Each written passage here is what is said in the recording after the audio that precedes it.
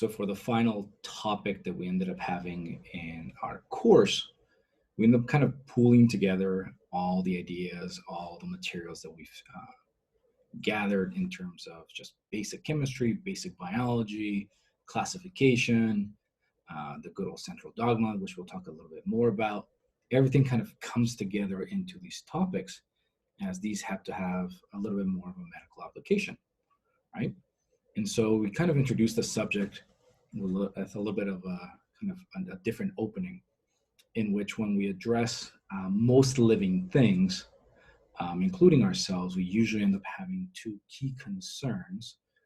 One of them is based on this idea that we need to reproduce, we need to pass on our genetics, right? So we need to make more copies of ourselves, if you will. But then the second one, if we manage to do that, is typically having to do with not dying. So here we kind of put together this idea that we have a built-in system that allows us to do both, right? So the subject of immunology as well as epidemiology kind of goes really well hand in hand, kind of telling us what death is going to be about and what are the things that are going to be trying to kill us, as well as the things that are going to try and protect us, right? And so one of the easiest comparisons that I can always give you is this idea that kind of like humans in this case, and equating it to the metaphor of a silly phone is this idea that most living things kind of come built in with certain ways to recognize things. They have the ability to kind of prevent things from getting in, some sort of kind of encasing or enclosure or some sort of barrier. We have things that need the ability to recognize something that is foreign. And more often than not, as most living organisms, we're relatively frail and we kind of fall apart when those kind of barriers get broken through or something like that happens, right? And so for that, we introduced the subject of immunity, this idea that we have this thing built in that is designed to protect us. And so kind of what we introduce in this subject is not only what disease will be, how it's going to try and get in, what are going to be some of those portals of entry per se, and how does your immune system kind of protect you from there. That's the idea. And so what the subject really is what's the purpose of our immune system, right? And in a very kind of simplistic concept here, we're introducing this idea that our immune system acts in this way as a protective shield that is designed to kind of not only detect early on if things are trying to kill you, but then if it detects it, to prevent them from getting in or at least slow them down. And if it doesn't slow them down, if they manage to get in, to kind of destroy them if they manage to do so as well, right? So when people learn about the immune system, they end up having kind of this large kind of broken down system into what we call non-specific and specific systems.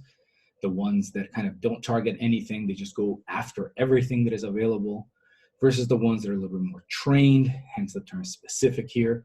And so we will kind of cover all of these, right?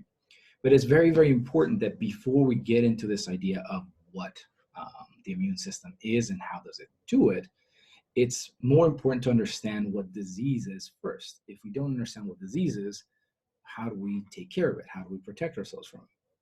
So this is largely based on a very kind of simplistic concept of how do we define health, right? And one of the easiest things to focus on is kind of where our healthcare is, and the fact that not everybody has access to it, and specifically how do we decide what to take care of, like you are all envisioning right now in these days, of where does the money go, where does the research go, and so on and so forth. And so to be able to truly know where to spend most of our time and where to actually apply the funds that we need, we truly have to have a really good definition of kind of what disease is. And I can tell you that we still don't, believe it or not, simply based on the fact that we still have trouble kind of defining certain things over time. And only until recently we've had kind of a better idea of how to kind of sort things into diseases, that have to do with more or less a physical state versus a mental state, if you will, thanks to the ability that we have a better understanding of our genetics and better testing abilities, right? These are all kind of play into this factor. So this subject in our class deals with a little bit of both, right? This idea of what disease is and how does it occur, why does it happen, where does it happen, and then how do we fight back? So these two topics kind of go hand in hand really, really well. And so for the first half of this topic, we will kind of give you a very basic definition of what disease is and hopefully a little bit about being healthy. And then remind you again that what we come built in with and how do we protect ourselves, what are we working against, and then how do we measure certain things, how do we actually understand how disease is spreading, how does it get in, how does it get out, how does it spread, et cetera, et cetera. And then once we have that kind of well defined, then we enter the field of immunology and tell you, well, what do we come in pre-built with that'll defend us against those? And when those fail, what else can we do to kind of fight back? So that's kind of the whole story kind of put together. So to kind of introduce this subject though, again, we usually end up kind of asking you, how do we define a very simple concept like disease, right? And believe it or not, there doesn't seem to be a pretty good consensus about it. And I'll kind of give you a little bit of background. And so I'll allow you to kind of give your opinion on this as well. And if we want to define disease, I think probably more important than anything else is, well, how do we know what disease is if we can't define what health is? And you may be able to kind of give me a general idea what health is, but most people can't give me an entire kind of an over-encompassing idea of what health is. And so let me kind of give you a quick start behind this, right? If you literally go to a dictionary and ask like, hey, what does health mean? A very simplistic definition pops up, which basically says that it's free from illness or injury, which again, it works, but it's really not all encompassing. It's not all inclusive. And if you go after the current big leader in the world right now, especially with what's going on, we look at the World Health Organization, the WHO, or if you really want to have some fun with it, calling it the WHO, hasn't changed its definition of what healthy is since basically the 1950s. So I want you to understand that for 70 years, we haven't changed the definition of what health is. And keep in mind, a lot of things have advanced, right? So what is it? And so when most people ask you what a disease is, most people kind of have this idea of what it is, and people kind of get in their mind, oh, well, what a cold is or what cancer is and so on and so forth. But that's about it. They don't really go that far. And when we understand health, we really have to come up with a different aspect or a different approach of how we define it, right? Because health is not just a physical injury, which is where, for example, the dictionary definition was. Reminding you that a state of health involves a lot more than just this idea of, oh, I have a cut.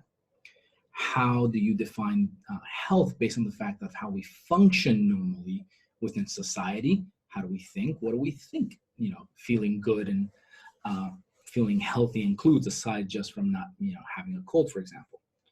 And more than anything else, one of the things that gets excluded often from the definition of health is the fact that death is one of those contributors, right? We would assume that the definition of health includes, not being dead. And most people kind of forget that one very quickly, right? So we need to have a much bigger understanding what health is as well as disease. And like I said, most people, when you ask them what disease is, they kind of give you this general idea of what they've experienced, and that's about it.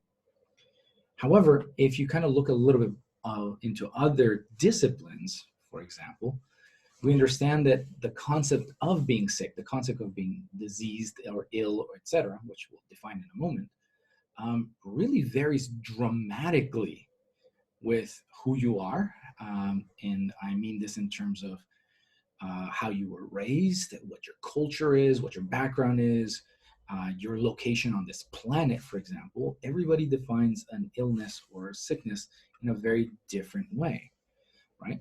So, and you can ask yourselves, go back to your own little bit of history and say, hey, who told you if you were sick or you were not? How did you consider things like, oh, if you fell and scraped your knee, for example, did that count as being sick or having a disease, or did somebody try and kind of brush it off and tell you, get up and don't cry and move on? All of these factors play a role in how you interpret what disease is. So what we're going to try and provide you here is a much more broad definition of both what health and what disease are. And so to be kind of more or less all-inclusive or all-encompassing, we're going to change this concept of both health and disease from being these kind of very static concepts to more these fluid ideas of what's going on. So let's see if we can actually give you a better idea. So we're going to start with a basic concept in which, if we're going to look at disease, we want to take a look at it in the aspect of a disorder that includes, in this case, not only structure, the physical side, but also the function of how things are working. And in this case, that it has nothing necessarily to do with only some sort of type of injury or some sort of damage, but this can be including things like death or more or less psychological aspects associated with it. So it's not just this definition of, oh, I got myself cut.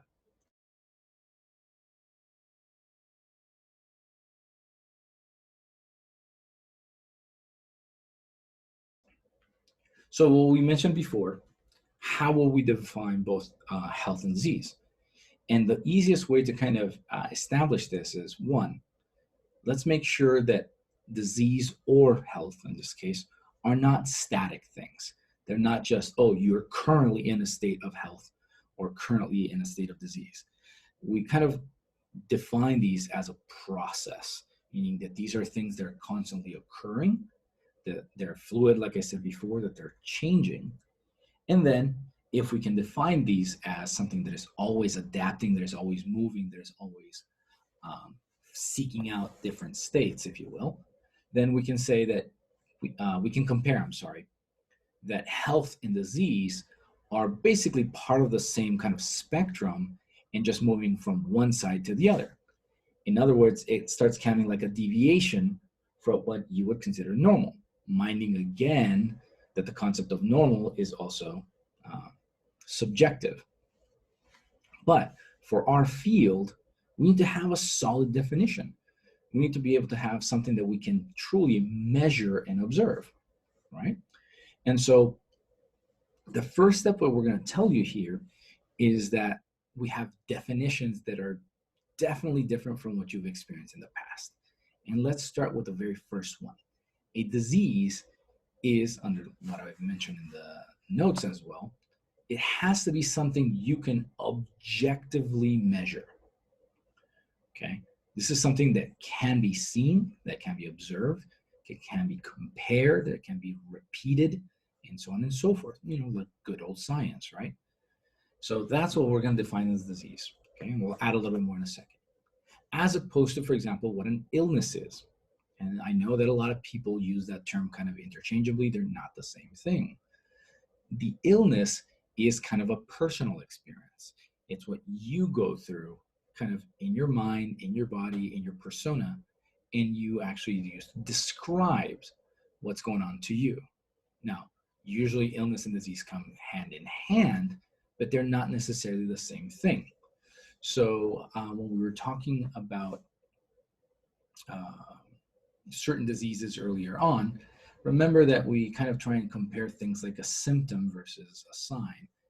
And a disease, for example, or some sort of state in which something has deviated from your biological norm, which means a heart attack or a broken bone or something like that, is different than, for example, you just saying, oh, it hurts. We can't measure hurt, right? We don't have the ability to say, oh, well, how much is it? And even though we try and have those cool little charts in the hospitals in which they give you these little happy faces and they'll tell you, oh, on a scale of this little happy face to this little smiley, how much pain are you experiencing? I'm sorry, but unfortunately that is largely inaccurate. And so that is part of a personal experience, right? So The illness is that portion that we cannot define very well, is that portion that is subjective and it's really personal to you. And that can be anything from a headache, which again, this idea of, yes, we probably know that you do have a headache, but I can't measure it. I don't know what you're going through. I don't know what you're feeling. So that's kind of what we're going with the illness. That's the experience you have personally that is describing, that is associating with something off or something deviating from the biological norm, as opposed to something that is very concrete and measurable, like you missing an arm or a leg or an eyeball or being blind and so on and so forth, that you can clearly measure, right? So that's where we start kind of defining disease versus illness. I'll give you a little bit more in a second too. Now, what about being sick, right? And the state of sickness has something to do with the rest of society. See, so the process of being sick is the outside mode, if you will. So this is what happens as a consequence of you possibly being or having some sort of illness or disease. And this is what the rest of society experiences because you're undergoing a disease or an illness or both, right? So this is what we call a social role, in which now people get to talk about you. So this is not the personal part, this is the society part, in which they get to decide, well, no, you can't go to work, or, don't get too close to me because I don't want to catch your cooties. So that's more of an external role associated with it. So the times that we've been saying, oh, I'm sick, that technically is not the best term to use. You can say you're ill, or you can say you have a disease, or both. But the kind of role of sickness is what everybody else is measuring here. So this is what the public decides is what's going on to you. Can you function within society? Are you allowed to be in public? Are you allowed to go to work? And so on and so forth. That's where the concept of sickness goes. So these are brand new definitions. I assume that most of you probably haven't heard of these or haven't known that there's clear differences between them. And so it's kind of important to know that there are clear-cut differences between them. So let's kind of start defining these fully so we can kind of adapt them into the class and into the exams, right? So the first place we're going to start is we're going to now change this concept of this 70-year-old thought that being healthy is just a state, rather than health is going to be defined as an ability. This idea that this is constantly the processes that are going on within an organism as a way to stay in a certain condition or state. Now, all of you, especially if you already taken A&P or will be taking A&P, learn that as homeostasis, right? This overall or overarching process that is trying to keep you alive, that's trying to keep you well, and that technically anytime something gets in you, around you, or tries to harm you, you kind of deviate from it. So what you're looking at here is that we're going to define health as this ability. It's not a state, it's not a condition, rather than a process. And so being healthy, if you will, is you constantly being able to not only adapt and self-manage to keep yourself in a certain condition, whether it be you being happy, which is part of being healthy, mind you, okay, to you not having a cough, to you going outside and exercising and so on and so forth. It is this never-ending process. Now, mind you, things will challenge that that ability, in which an infection can do that, a car crash can do that, or something like that. And the idea is that sometimes you will adapt. After something happens, like a broken bone, you'll achieve a new state of homeostasis, one that is adapted to what has happened to you. And we often will use a term called allostasis, in which you're constantly adapting and trying to maintain a certain state, despite the fact that the world around us is changing and is trying to challenge your state, right? And this can be as simple as, especially when you learn this in A&P, change in temperature, right? So most of you have a favorite temperature to be in, right? Most of you will say, well, I like my room to be 70 degrees or 75 degrees or 80 degrees or something like that, right? But the second that you deviate from that, make it to 90, for example, or 100 like it is outside currently, your body will automatically try and adapt. It'll try and cool itself down by sweating, for example, or if it's too cold, it'll start shivering, and so on and so forth. That is part of you being healthy, right? Your body is constantly trying to adapt and pretty much keep itself at a certain state. But what happens if you end up moving from state to state, for example, and I mean this literally in the form of our country, in which what happens if you move from California to, I don't know, to Alaska or something, relatively remote, in which the temperature changes around you? Well, your body will eventually have to reach a new state.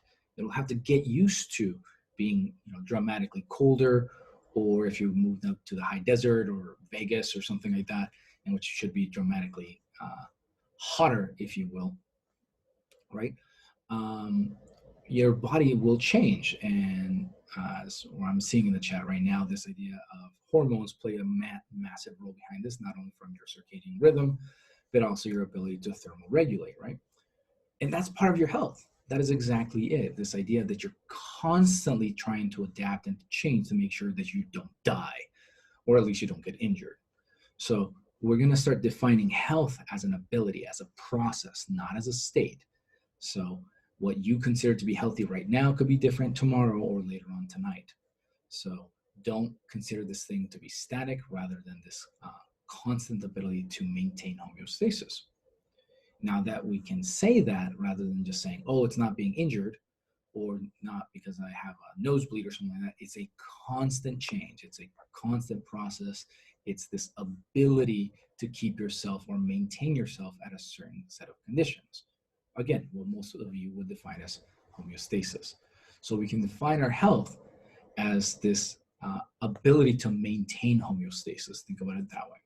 Now, with that idea in mind, then we can go a little bit further and start defining things like disease, right? And so I'm going to introduce to you a plethora of terminology that you want to be familiar with, right? These are going to be good things that you want to take, right? And so what disease is going to start with, and so this is something that we introduced earlier on, is that if health is this ability, if health is this process, then a disease is going to be something that impairs that ability. It's something that is now getting in the way. So whatever you're considering now to be healthy, a disease is going to be something that fights that off. It's trying to challenge that system. And again, that can be anything from a broken bone, which now impairs your ability to function, to walk, to move, or whatever it is, but also anything related to a sociological state or a psychological state. So this will include anything from your ability to think. So this can be anything from a really bad migraine to your inability to function in society because you might be blind, or you have this impaired ability to, drive, for example, right? So disease will now include this concept of challenging your ability to reach homeostasis. And so we introduce now the field that we're driving in, which is topic I. Here we want to kind of introduce the science of the diseases, and this is called pathology. And so this is the portion in which we study disease itself, right? And so here we introduce subjects of the field of pathology, like the main one is called etiology, this idea that we're trying to study what causes disease. So we're trying to understand what starts it in the first place, right? There's the subject of what we call pathogenesis, in which what we're trying to introduce here is how does the disease progress? Where does it start? What does it do in the middle? How does it end? And so on and so forth. That's the process of pathogenesis. And then in a great field of medicine, more than anything else, is this aspect of what we call pathophysiology. And this is really, we're trying to deal with more or less humans more than anything else, is this concept of how does it impair us functionally? So what is the functional impact, if you will, of that particular disease? What is it doing to you? What is it preventing you from doing? How's it harming you? And so on and so forth. So we're going to add a couple of new terms to this whole story. You have to be very careful, especially because of the terminology. We're going to talk about things that can cause disease as what we would define them as pathogenic. So this ability to generate a pathology or pathogenicity is this concept. So we're going to talk about lots of things that are pathogenic, and that's part of the subject of today. And then how bad does it hit you is also a term we're going to use. So the extent of how much damage it can cause, its limitations, how crazy it hurts and how much it damages you, how much it impairs you, we define that term as virulence. You have to be a little bit careful here because, again, I know it looks like the term virus, and even though it kind of has the same Latin and Greek root, they don't mean the same thing. So just because it's virulent doesn't mean that it's related to viruses. Here, the term virulence refers to the extent, how much, how powerful, how intense a particular disease can be. So something that is really virulent, really, really bad, as opposed to something that is either not virulent or low virulence expression. That means it doesn't hurt as bad, if you will. It's not as intense. So these are going to be plenty of definitions that are going to be in the exam. So make sure you have these down. Make sure the concepts are important in here. Anything from the science to it, to the origins of it, to the impacts behind them are all part of our first of the two topics in the end of this final exam.